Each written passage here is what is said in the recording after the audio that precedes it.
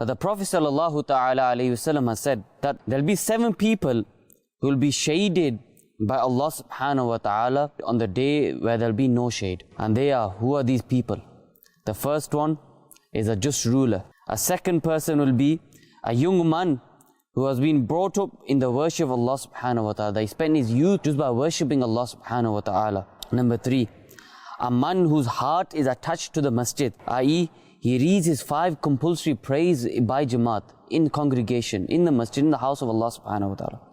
Number 4, 2 people who love each other only for Allah's sake, and they meet and they part just for Allah's sake. So 2 people who have this love between each other just for Allah's sake will be under the shade of Allah subhanahu wa ta'ala on the day of judgment.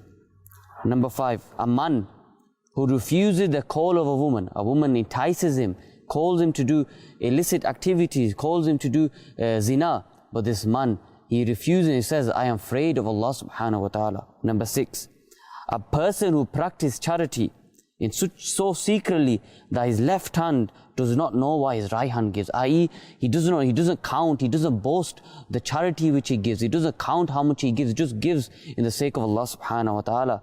And the 7th person is that person who remembers Allah in seclusion and his eyes get flooded with tears.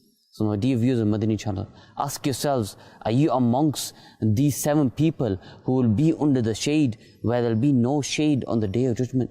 So please try to become one of these 7 people. Try to become, i.e. a person who remembers Allah subhanahu wa ta'ala in seclusion and he shed tears. You'll get rewarded for that.